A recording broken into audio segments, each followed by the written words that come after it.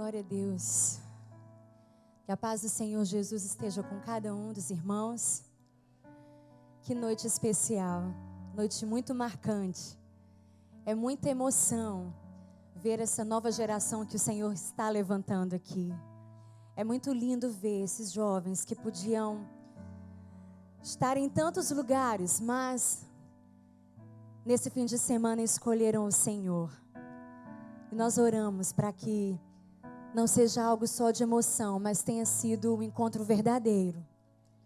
Eu fiz a minha decisão ao lado de Jesus, eu tinha 12 anos. E desde então, já estou com 34. Posso dizer a vocês que não tem nada melhor nesse mundo do que Jesus. Muitas ofertas vão chegar, muitos meninos ou meninas vão chegar no ouvido de vocês com promessas, com ilusões, muitas coisas. Vão oferecer a vocês drogas, bebidas, mas eu quero dizer para você que a maior viagem que você pode fazer é conhecer o Espírito Santo de Deus. Com Ele você vai experimentar as coisas mais loucas que nem álcool, nem sexo, nem nada pode levar vocês a experimentarem. Recebam essa palavra no coração de vocês. Eu estou falando isso para tirar o meu nervosismo, para o meu nervosismo passar. Eu tenho falado lá no Ministério de Louvor. Deixa eu falar aqui, mais uma vez, se há alguma cadeira vazia do seu lado, faz um sinal, tem tanta gente de pé. Olha aqui, você pode sentar no púlpito, tem esse carpete aqui, você pode tomar o modelo do Pedro, viu? Pode ficar à vontade, está na casa do Pai. Tem alguém, olha, tem um irmão aqui de mão levantada, aqui também na frente, mais à frente. Então, se você quer sentar, tem lugar para você. Tenho falado lá no Ministério de Louvor que esse ano é um ano onde Deus vai nos rasgar. Onde nós vamos fazer coisas novas, além do cantar, além do fazer aquilo que já é confortável para a gente. E eu posso dizer que hoje Deus está me rasgando. Para vocês saberem que o exemplo tem que vir de cima, né? E a gente recebe com muita alegria. Para mim é muita responsabilidade falar nesse púlpito.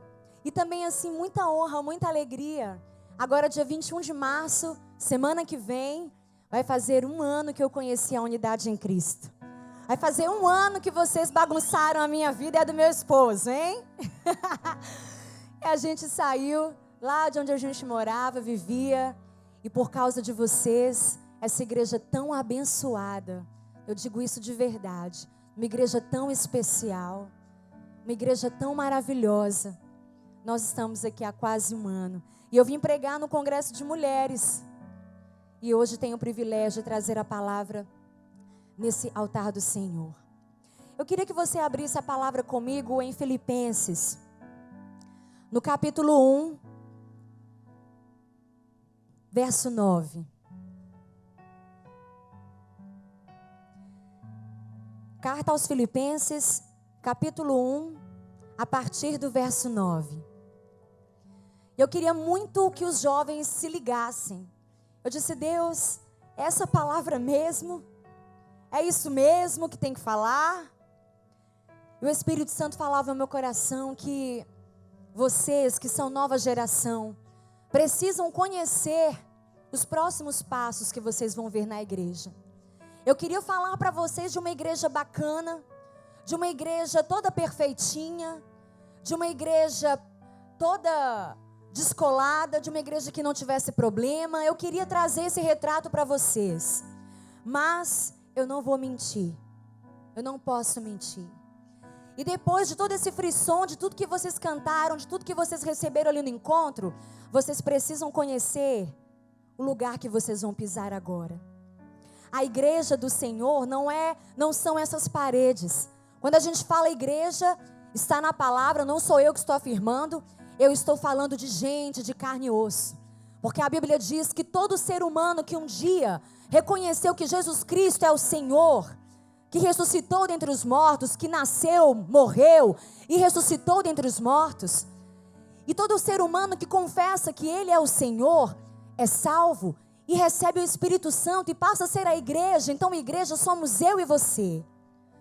Se você quer ver uma igreja perfeitinha, Se você quer ver uma igreja toda arrumada, então você vai ter que trabalhar muito, porque essa igreja é você. E essa palavra que está em Filipenses, eu quero ler com você, diz, Filipenses 1:9. Esta é a minha oração, que o amor de vocês aumente cada vez mais em conhecimento e em toda a percepção, para discernirem o que é melhor, a fim de serem puros e irrepreensíveis até o dia de Cristo, cheios do fruto da justiça, fruto que vem por meio de Jesus Cristo, para louvor e glória do nosso Deus. Quero ler outra vez. Esta é a minha oração, que o amor de vocês aumente cada vez mais em conhecimento e em toda a percepção, para discernirem o que é melhor, a fim de serem puros e irrepreensíveis até o dia de Cristo, cheios do fruto da justiça, fruto que vem por meio de Jesus Cristo, para a glória e louvor de Deus. Amém? Você pode fechar os seus olhos por um momento, colocar a mão sobre o seu coração e pedir ao Senhor: Pai, aumenta em mim o teu amor. Aumenta em mim o teu amor, para que eu conheça, para que eu tenha a percepção, que eu possa discernir o que é melhor. Me ajuda a ser puro e irrepreensível até o dia de Cristo. Que eu tenha fruto, seja cheio de fruto da justiça, fruto que vem por meio de Jesus. Você pode dizer após mim: aumenta em mim o teu amor, Senhor. Aumenta em mim o teu amor. Em nome de Jesus. Amém. Meus irmãos, essa semana eu ouvi algo que eu fiquei assim chocada, estarrecida. Eu não queria falar isso para vocês, como eu já disse. Eu queria trazer bons relatórios. Mas era o que o Espírito Santo toda hora falava no meu coração para compartilhar. E eu vou voltar atrás um pouco nessa história. Alguns anos atrás, nós conhecemos uma igreja aqui no Rio de Janeiro. Uma igreja linda, uma igreja abençoada aos olhos humanos, uma igreja abençoada por Deus. E depois nós ficamos abalados com a notícia de que o casal de pastores havia se separado. Que hoje, infelizmente, acontece. Mas vocês que serão os futuros pastores, os futuros mestres, os futuros apóstolos, cuidem para que vocês sejam exemplos. Porque nós estamos precisando de exemplos. A Igreja Unidade em Cristo é uma igreja maravilhosa. E eu sei que os nossos pastores, a nossa liderança tem lutado, eles não são perfeitos, mas têm lutado para serem exemplos para cada um de nós. Infelizmente, esses pastores vieram a separar. E a igreja ficou muito abatida. Claro, lógico.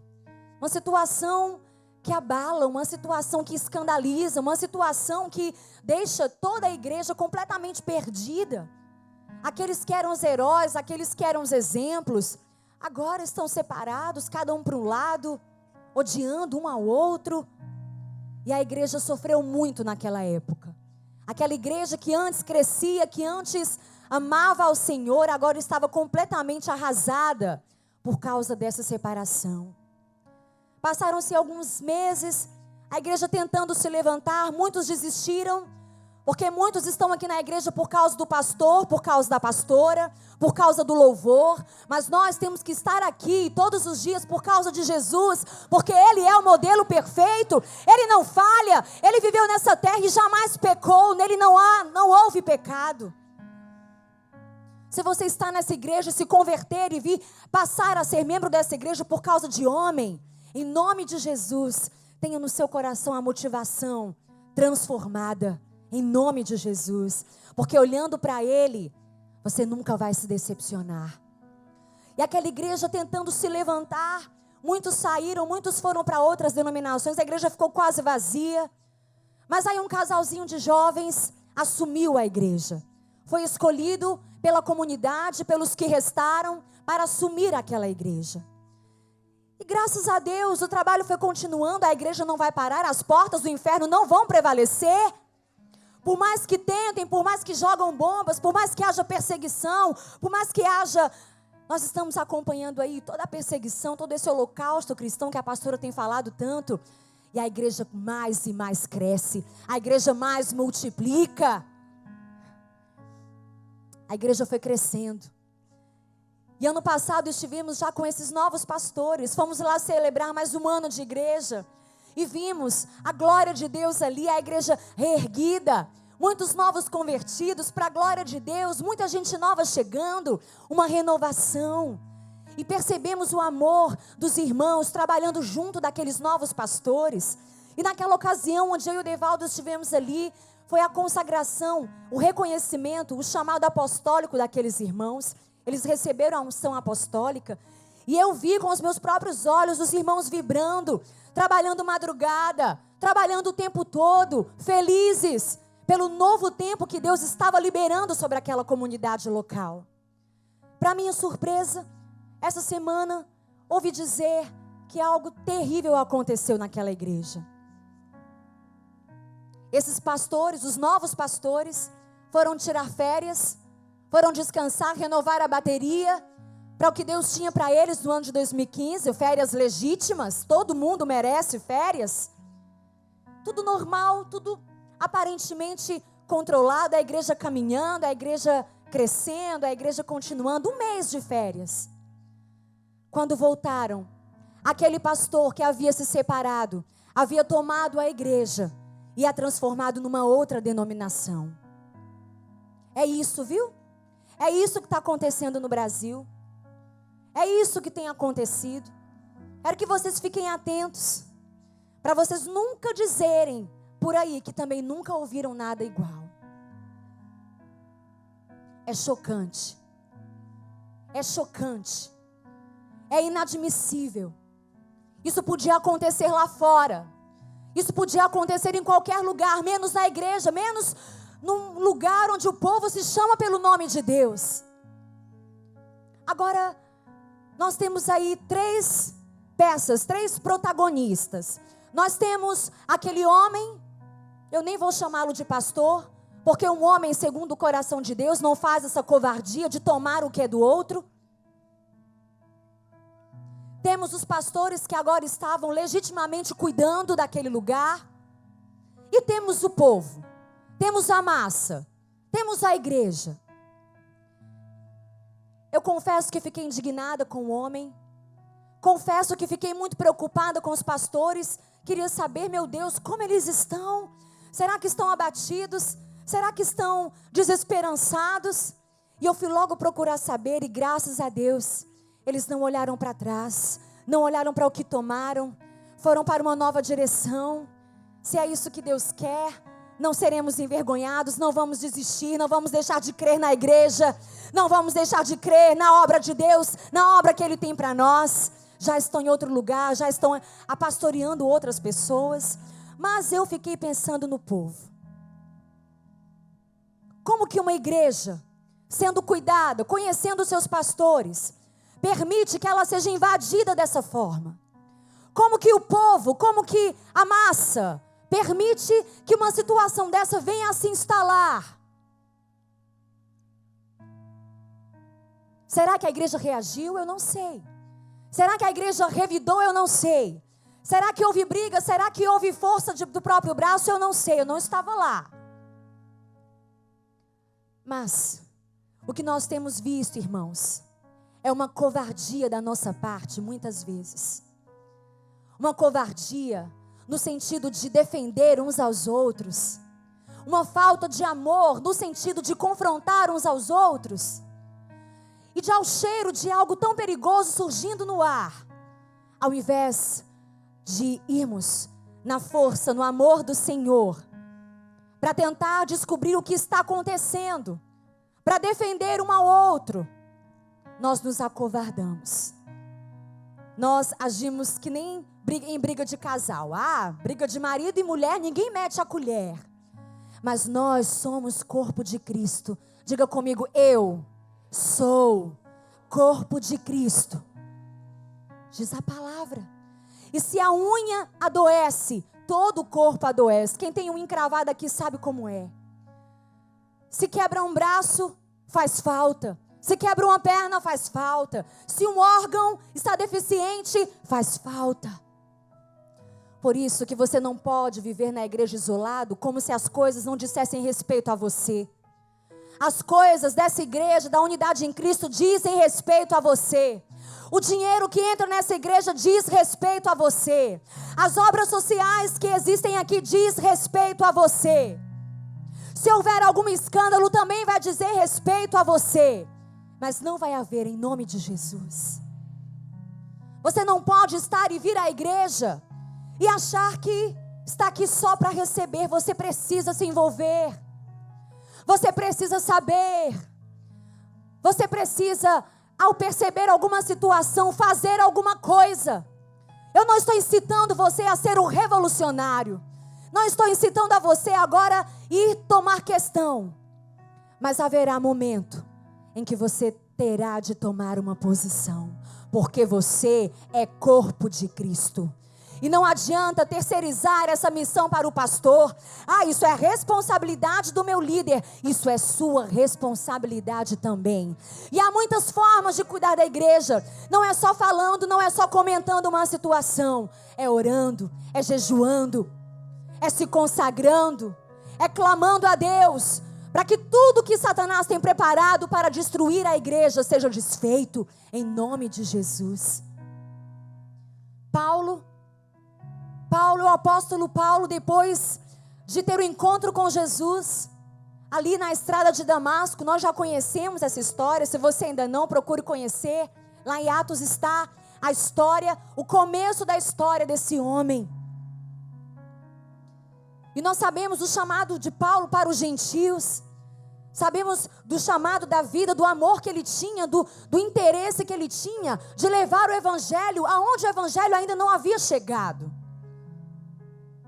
E ele foi então implantando igrejas, foi caminhando, foi pela Ásia Menor, foi por toda a Europa. O sonho dele era que todos aqueles lugares fossem alcançados com o mesmo amor que ele havia sido alcançado.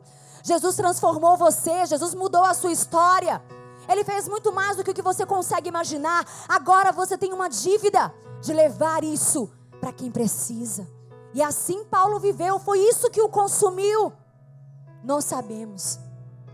E Paulo passou por Corinto, passou por Éfeso, passou por Colosso, passou por Tessalônica, implantando igrejas. Irmãos iam se convertendo, almas iam sendo acrescentadas todos os dias, o trabalho crescendo, a igreja se solidificando nesse lugar. 50 anos depois de Cristo, esse trabalho começou a ficar tão forte por instrumentalidade da vida do apóstolo Paulo. Mas depois de um tempo, a igreja implantada, os problemas começaram a surgir. Porque primeiro essa maravilha, primeiro essa glória toda, essa delícia, estamos juntos, Mas depois que a gente começa a se conhecer, aí vem as situações. É que nem casamento, meu irmão. Quer casar, quer ter a vida sexual livre dentro do casamento abençoada, quer passar a vida inteira ao lado do príncipe, da princesa que Deus te deu. Passam mais uns anos, você começa a conhecer bem, vem a situação e a gente precisa aprender a tratar. E o amor precisa crescer dentro de nós. E Paulo então começou a tomar conhecimento de algumas situações que estavam por aquela igreja, naquelas igrejas. E era interessante que Paulo, mesmo longe nesse ministério itinerante, tendo que andar de um lugar para o outro, às vezes preso, às vezes não podia estar pessoalmente, mandava cartas, mas Paulo nunca deixou de se importar com aqueles que ele amava. Em amor, sempre confrontou. Em amor, sempre chamou a atenção. Em amor, puxou a orelha, mas em amor. O problema é que nós hoje não temos o amor suficiente para confrontar as pessoas. O nosso problema é a falta de amor. Porque o problema não é falar o que a gente quer, o problema é falar o que Deus quer e em amor. Paulo ouviu falar que a igreja em Corinto, a igreja que ele cuidou, a igreja que ele construiu, os coríntios estavam com uma fé decadente. Ele ouviu dizer que era uma igreja que estava envolvida em facções e divisões, uma igreja completamente mergulhada na imoralidade. Os coríntios estavam em brigas, em vícios. E Paulo, ao ouvir aquilo, aqueles relatórios a respeito da igreja, porque Paulo tinha pessoas de confiança lá em Corinto, para dizer a ele como a igreja ia, ele então orava, ele gemia, ele chorava. Quantas vezes diz a palavra, está lá escrito: rogo-vos, pois, irmãos, clamo a vocês, pelo amor de Deus. Paulo se importava. E ele escreveu aos coríntios para reconduzi-los à sã doutrina, para reconduzi-los à palavra o tempo todo. Quando nós vemos alguém fugindo da palavra, o nosso dever é trazer, é reconduzir aquele homem, aquela mulher à sã doutrina. E Paulo também chamou os coríntios para que guardassem a fé e para que vivessem no meio daquela cultura uma vida que agradasse a Deus. Paulo ouviu falar da igreja em Galácia, uma igreja que estava sendo atacada por mestres judaizantes. Paulo havia falado de Cristo, que Cristo é o centro, é por Ele, por meio dEle, para Ele, todas as coisas. E a igreja começou a ser atacada por falsas doutrinas. Mestres judaizantes queriam dizer agora à igreja que só seriam salvos se eles se circuncidassem, ou se eles cumprissem rigorosamente a lei de Moisés. E Paulo ouve falar aquilo e diz: como pode? Como vocês podem voltar? Como vocês podem colocar o sacrifício de Jesus a segundo plano? Não importa mais a lei de Moisés. O que passou, passou em Cristo. Tudo é novo, é tudo a partir dele. A igreja estava esquecendo. Se há alguém entre nós aqui enveredando, se há alguém, meu irmão, no seu departamento, no ministério de mulheres, de crianças, trazendo coisas que não vêm de Deus, trazendo ensinos que não são fundamentados na palavra, a sua obrigação é dizer: ei, Cristo é o centro, volte para Cristo. Volte para Cristo, não fuja da palavra, nem para a direita e nem para a esquerda. Era isso que Paulo estava fazendo com a igreja em Galácia, com os Gálatas. E mais do que isso, aqueles mestres judaizantes estavam desmerecendo o apostolado de Paulo. Toda vez que você ouvir um irmão falando mal dos seus pastores, falando mal da sua liderança, tenha muito cuidado. Tenha muito cuidado. Convide para orar, convide para abençoar, porque as murmurações não vão gerar nada. As murmurações vão fechar o céu de bronze sobre a nossa cabeça. Comece a abençoar. Comece a liberar as palavras proféticas. Você tem esse poder. Você tem o Espírito Santo de Deus dentro de você. Não para amaldiçoar. Imagina alguém que tem o Espírito Santo. Dá um fruto de maldição. Quem tem o Espírito Santo dá bênção. Frutos de bênção. Frutos de justiça. Aleluia. Glória a Deus. Paulo soube então do que estava acontecendo lá em Galácia e escreveu aos Gálatas, expondo todas as mentiras daqueles mestres, todas as falsas doutrinas e reafirmando a autoridade apostolar que ele havia recebido, apostólica. Paulo ouviu falar do que estava acontecendo na igreja em Éfeso. Éfeso era uma cidade tão pagã, tão idólatra, tão mergulhada nessa idolatria. E por viverem numa cidade assim, onde esses principados estavam reinando, porque a adoração fortalece aquele Deus. E lá em Éfeso eles adoravam outros deuses, deuses pagãos. E de tanto adorar, haviam principados tão fortes. E a igreja estava sob essa influência. Paulo escreveu a eles dizendo: tenham cuidado, vocês devem lutar contra o pecado, viver como filhos da luz no meio desse povo. E é uma luta constante. Lá em Efésios nós lemos e aprendemos sobre a armadura de Deus. Por isso que Paulo fala, olha, é uma luta constante. Nossa luta não é contra carne ou sangue, mas contra principados e potestades, contra os dominadores deste mundo tenebroso. Lute todo dia, fortaleça-se toda hora. Paulo se importava com a igreja, Paulo amava aquele povo, e Paulo não se conformaria de ver aquele povo sendo tragado. Paulo se importava. Paulo designou Timóteo, disse: Timóteo, vá lá em Éfeso, você vai cuidar, você vai ajudar, você vai me ajudar a cuidar dessa igreja. Paulo ouviu falar do que estava acontecendo lá em Colossos, junto dos colossenses. Uma igreja que sofria com a influência de heresias, ecletismos religiosos. Quantos cultos hoje no Brasil, você não sabe o que é. É uma mistura tão grande. Filosofias enganosas, adoração de anjos, práticas ascéticas e supersticiosas. Quantas igrejas hoje você liga a televisão, bote o lenço aqui, beba água tal. Quem tem poder é Jesus. É o nome de Jesus que tem todo o poder. Tenha cuidado com o que você vê. Examine as escrituras. Seja como os irmãos de Bereia, que não engolem tudo que o povo fala, mas que é guiado pelo Espírito Santo de Deus. Era assim que a igreja em Colossos estava.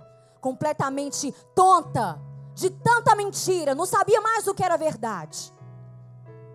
Epáfras, um membro daquela igreja, ficou tão preocupado com a situação, ficou tão chocado com o que estava acontecendo com a igreja.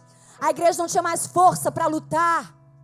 Epáfras foi até Roma, porque nessa época Paulo estava preso.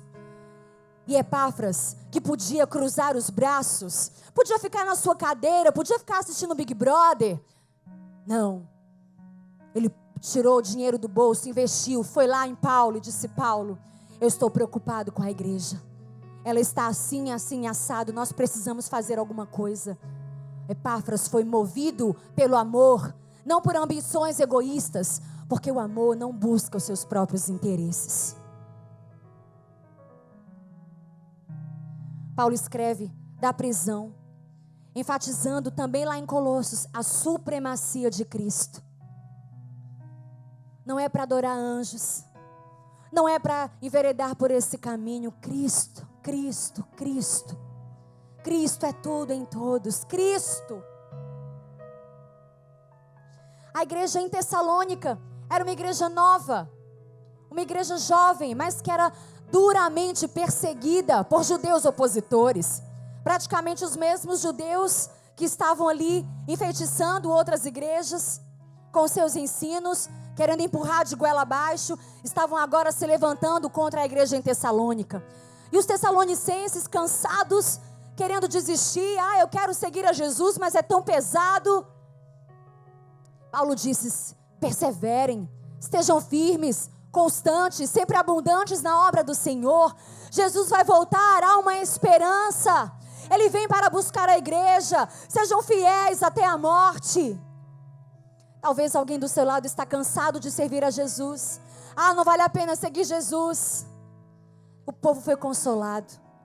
Mas aí na segunda carta aos Tessalonicenses, começaram a divergir, começaram a deturpar o ensino de Paulo a respeito da volta de Cristo. Às vezes na igreja nós divergimos e começa a briga, começa aquela guerra teológica. Que aumente em nossos corações o amor, como nós lemos. E a unidade em Cristo? Que igreja é a unidade em Cristo? E mais uma vez eu digo, não falo das paredes, falo de você. Que igreja você é? Que igreja você é? De quem ou do que você precisa se proteger? Há alguma situação no seu ministério? Você que é dos jovens, há alguma situação rondando? No louvor, há alguma situação rondando, algum perigo? Você está vendo? Deus está revelando isso a você. Comece a orar, comece a guerrear, comece a lutar pela igreja, comece a declarar as palavras do Senhor a respeito da igreja e a destruir no poder do nome de Jesus toda a obra das trevas contra a igreja do Senhor nesse lugar. Fortaleça-se, Deus está chamando você. Olha para o irmão que está do seu lado e diga: você é a igreja. Deus está chamando você para me defender.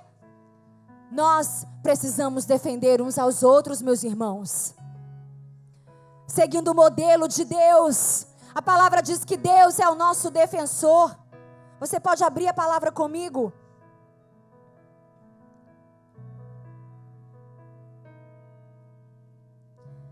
Abra a palavra comigo em Deuteronômio 32, o verso 36. Deuteronômio 32, O verso 36 diz: o Senhor defenderá o seu povo. O Senhor terá compaixão dos seus servos. Quando vir que a força dele se esvaziou e que ninguém sobrou, nem escravo nem livre, o Senhor defenderá o seu povo. Nós somos a imagem e semelhança do nosso Deus. Não podemos permitir que alguém do nosso lado esteja caindo, esteja sendo atacado, esteja sendo dominado pelas próprias emoções. Vamos defender uns aos outros como Deus defende o seu povo. Precisamos ser iguais ao nosso Deus. Lá no Salmo 9, verso 4 diz: pois defendeste o meu direito e a minha causa, em teu trono te assentaste, julgando com justiça. Não é se meter na vida do outro, é amar o outro. Você pode levantar sua mão direita e clamar comigo: Senhor, me ajuda a amar. Me ajuda a amar o meu irmão, a cuidar dele, a zelar por ele, a ser igreja, a ser corpo. Isso é sua responsabilidade, meu irmão. Isso é sua responsabilidade. Essa igreja já passou por isso, de ser atacada, ter patrimônio tomado, de alguém entrar aqui à força. Uma igreja unida tapa as brechas. Numa igreja unida com as brechas fechadas, Satanás não pode entrar e fazer a festa que ele quer. Não pode. Não pode. E nós como igreja vamos nos defender. Nós como igreja vamos zelar uns pelos outros, para que nenhum se perca, para que mentira nenhuma seja pregada nesse altar. Nós temos cuidado do ministério de louvor, para que nenhum deles se perca e seja motivo de zombaria, de escândalo para você. Vamos zelar uns pelos outros, defender uns aos outros. Semana passada, eu fui marcada num negócio lá na internet. Colocaram a foto de um amigo meu, um homem de Deus, casado, pai de filhos. Colocaram a foto dele num portal gay. E nos marcaram a todos os que ele puderam, para envergonhar aquele homem. Na mesma hora me deu uma ira tão grande. Eu disse: não vão fazer isso com meu amigo. Não vão fazer isso com meu amigo. Muito constrangida, peguei um print, tirei aquela foto, mandei para ele. Eu falei: meu amigo, me perdoe, mas eu não posso deixar que façam isso com você. Nós temos que fazer uma providência. Entrei lá naquele perfil e disse: seus endemoniados, que falam sem saber, vocês vão ver o processo que vai redundar aí nas costas de vocês. Na mesma hora tiraram o portal do ar. Na mesma hora tiraram aquele inferno da internet. Nós temos que zelar uns pelos outros. Cuidar. Somos família de Deus. Somos corpo de Cristo. Se um é afrontado, se um é envergonhado, nós temos que tomar a dor dele sim. É muito fácil se acomodar. É muito fácil ficar com medo. É muito fácil cruzar os braços. Jesus morreu de braços abertos. Jesus não tinha que fazer o que ele fez por gente tão miserável como nós. Mas ele não cruzou os braços. Parece clichê, né? Mas não é. Dentre essas igrejas que Paulo escreveu, Corinto, Colossos, Éfeso, a igreja em Tessalônica. Sim, eram igrejas que davam esses problemas, que o preocupava nesse sentido, sim. Mas eram igrejas que tinham seu valor também. O povo em Coríntios era um povo cheio de dons e talentos. Em Efésios, os Efésios eram um povo perseverante. Os Tessalonicenses, os Gálatas também eram valiosos. Paulo amava a todos, cuidava de todos. Estava cuidando, confrontando em amor, para que nenhum deles se perdesse. Mas dentre essas igrejas, dentre essas cartas que ele escreve, essas epístolas, nós encontramos uma igreja muito especial, a igreja em Filipos. Essa igreja, os filipenses, a carta aos filipenses, a carta da alegria. Paulo preso, numa situação difícil, sem recursos. Paulo trabalhava, tinha o seu próprio recurso, investia no reino, não só com o dom que tinha, mas com o seu dinheiro também. Paulo agora estava perto da sua morte. E os filipenses eram aquele povo do coração de Paulo. Havia uma reciprocidade mútua. Era amor de lá e amor de cá. Se era confrontado por Paulo, o povo ouvia com alegria, porque o povo entendia que tudo que Paulo queria é que eles fossem mais parecidos com Cristo. A carta aos Filipenses é uma carta entre amigos. Uma igreja sadia espiritualmente. Uma igreja que tinha uma fé perseverante. Que uma igreja que observava as Escrituras, estava constantemente voltando às Escrituras. Por isso, fortalecida na palavra, ela conseguia resistir a todas as falsas doutrinas que estavam ali o tempo todo. O tempo todo tentando tragar, tentando trazer problemas. Quando eles souberam que Paulo havia sido preso em Roma e que estava sem dinheiro, logo se mobilizaram. Não se envergonharam das algemas de Paulo. Defenderam Paulo, cuidaram dele, mandaram dinheiro para ele, oraram por ele, choraram por ele. Paulo amava essa igreja. Uma igreja que se defendia. Uma igreja que se amava. Uma igreja sadia espiritualmente. E agora eu volto lá para Filipenses 1:9, que nós já lemos. Quando diz, esta é a minha oração, isso é Paulo falando aos filipenses. Ah, meus amados, essa é a minha oração, que o amor de vocês aumente cada vez mais em conhecimento e em toda percepção, para discernirem o que é melhor, a fim de serem puros e irrepreensíveis até o dia de Cristo. Há uma propaganda sendo veiculada aí na televisão. Eu não sei agora o produto, talvez você vá identificar, mas tem a ver com a relação de pais e filhos. É uma propaganda de bebês. E ali está falando do amor dos pais, da mamãe ao bebê, quando ela dá comida, quando ela abraça, quando ela põe no colo, quando ela dá um presente. Ali é uma forma de amor, são formas de amor. Mas aí depois vem outra cena do bebê tomando a injeção, a mamãe levando ele para o médico, às vezes tendo que chamar atenção, também é uma forma de amor. Você que é pai sabe disso. É muito difícil brigar com o filho, mas é necessário chamar a atenção dele para que ele não se perca.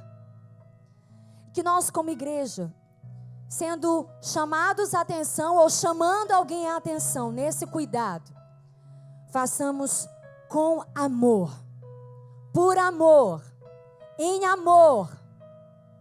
Ninguém gosta de ser confrontado, mas quando aquele que é confrontado em amor, o fruto é de justiça, fruto que vem por meio de Jesus Cristo, para a glória e louvor de Deus. Que nós sejamos essa igreja que se defende, que se ama, uma igreja pronta para o impeachment de Satanás. O impeachment. Hoje nós estamos vendo a manifestação nas ruas contra o governo, contra o atual governo. Mas nós como igreja temos que declarar o impeachment das trevas. É possível que a unidade em Cristo, que nós não sabemos quando Jesus vai voltar, mas é possível que até a vinda de Cristo, como diz aqui, nós sejamos uma igreja cheia do amor de Deus. Sejamos os remanescentes, porque está difícil, mas é possível. Alguém aqui quer viver e ser essa igreja? Eu quero. Eu quero me abrir para ser confrontada, para ser cuidada. E quero também cuidar dos meus irmãos que estão perto de mim, para que nenhum deles se perca. Você pode ficar de pé no seu lugar. E nessa hora eu queria que nós orássemos. Nós orássemos por igrejas que têm sido invadidas por lobos, que vai e toma tudo, que destrói. Eu quero que nessa hora nós oremos pelos pastores no Brasil, pelas igrejas, não só por nós, mas pelas igrejas no Brasil. Eu queria que nós dessemos as mãos, porque é diferente, é diferente. Lá em Efésios diz: nós somos um só rebanho, um só pastor. E nessa hora, você que é filho de Deus, você que é corpo de Cristo, comece a orar pelos pastores desse Brasil. Que Deus nos dê, como disse Jeremias, pastores segundo o coração dele, que pastoreiem a igreja, sejam capacitados, tenham sabedoria do alto, e que Deus possa promover uma limpa naqueles que não amam a igreja, naqueles que só pensam em si mesmos, naqueles que estão ali para se promoverem com as motivações deturpadas. Comece a orar, comece a clamar: Deus, ajuda-nos como povo evangélico, ajuda-nos nessa fé evangélica a brilharmos a Tua luz no meio da escuridão. Tem misericórdia de nós como igreja, Senhor. Tem misericórdia de nós, Pai. Não nos deixa ser invadidos pelas trevas, pelo exército inimigo, Senhor. Nós estamos tão fragilizados em nós mesmos, são tantas brigas, tantos conflitos. E quando a serpente vem em nosso meio, nós estamos completamente fragilizados. Não conseguimos discernir, não conseguimos conhecer, porque nos falta o amor do Senhor em nossos corações. Nossas palavras são cruéis, nossos julgamentos são cruéis, nossa postura é cruel. Conserta o teu povo, Senhor, conserta a tua igreja, tira todo lobo, tira, Senhor, do meio do teu rebanho, tira, Senhor, livra-nos de sermos atacados, livra-nos de não resistirmos, livra, Senhor, das falsas doutrinas, livra, Senhor, das heresias, livra, Senhor, livra de toda mentira, livra, Senhor, de toda filosofia enganosa. Livra, Senhor, a Tua igreja, que nós estejamos fundamentados na Tua palavra, Senhor, amando como o Senhor nos ensinou, cuidando uns dos outros, zelando uns pelos outros. E quando o nosso coração se fechar, que o Teu Espírito quebre o coração de pedra e coloque em nós o coração de carne, Senhor, em nome de Jesus. Como disse Paulo: não mais eu, mas Cristo vive em mim. Não mais a minha vontade, não mais os meus achismos, os meus julgamentos, mas Cristo vivendo em mim. Nos meus comportamentos, Cristo vivendo em mim. Oh, nós cobrimos uns aos outros agora, Senhor, abençoando-nos uns aos outros. Fazemos um compromisso contigo, que nós queremos e veremos o Teu amor aumentar em nossos corações, para conhecermos, para discernirmos, para perseverarmos até o dia de Cristo Jesus. Declaramos como igreja que apresentaremos em nossos relacionamentos frutos de justiça, frutos de justiça, frutos que vêm da parte de Jesus, para a glória de Deus Pai, como diz a Tua palavra, Senhor.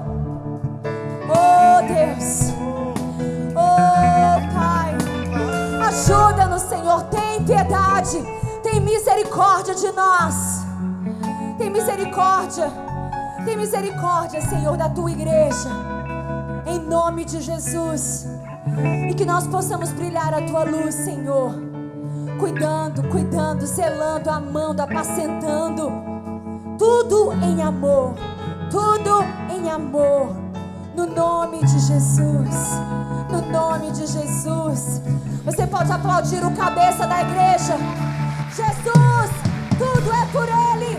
Quando alguém vir levantar outro nome, outro evangelho de anjos, evangelho de homens, diga não, só Jesus, só Jesus, só Jesus, só Jesus, só Ele, só as palavras dEle. Aleluia.